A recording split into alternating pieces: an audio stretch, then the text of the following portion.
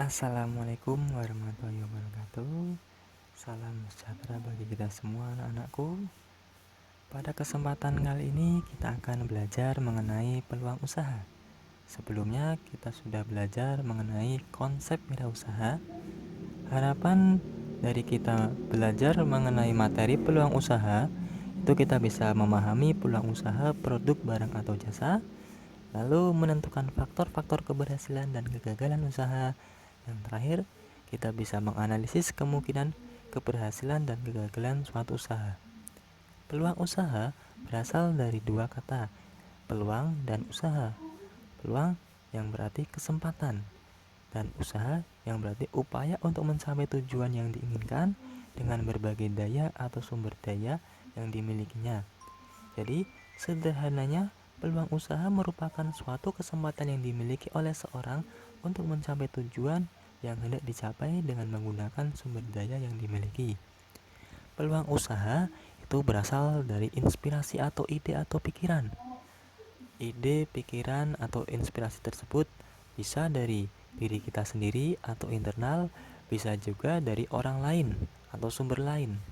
Misalnya, itu kita mengaplikasikan dan memodifikasi karya atau wirausaha dari orang lain sehingga memiliki konsep dan bentuk yang berbeda dari aslinya.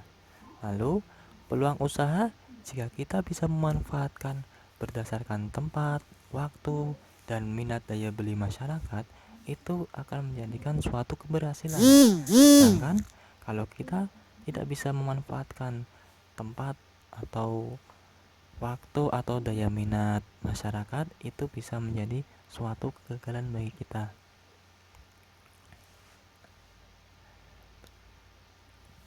Sumber daya itu mencakup segala sesuatu yang bisa dimanfaatkan untuk menunjang kegiatan usaha. Seorang wirausaha itu harus berpikir tentang seperti apa peluang usaha yang baik. Nah, peluang usaha yang baik itu apa kira-kira?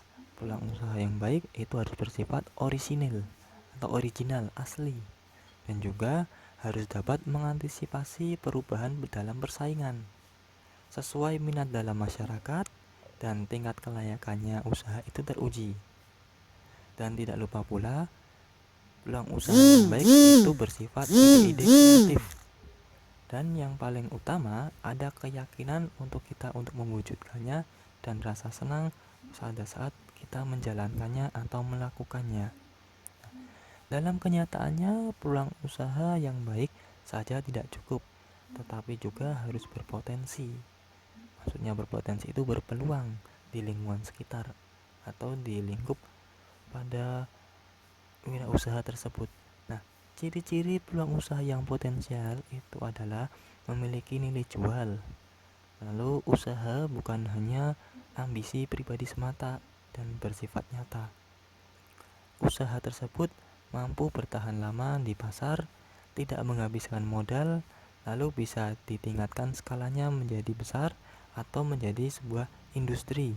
Nah, peluang usaha juga bisa bernilai jual dan memiliki ciri-ciri yaitu mampu memenuhi kebutuhan konsumen, memiliki keunggulan dalam saingan, tidak bersifat sementara, ada nilai uangnya, dan yang terakhir memenuhi aspek kreatif dan inovatif.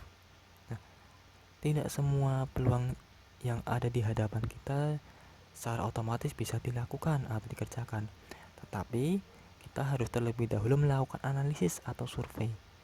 Analisis atau survei peluang usaha adalah suatu kegiatan atau analisis untuk mengetahui berbagai kemungkinan dan berbagai macam kesempatan usaha, mana yang bisa dilakukan dan bisa memberi keuntungan dengan berbagai tingkat risiko yang akan dihadapi.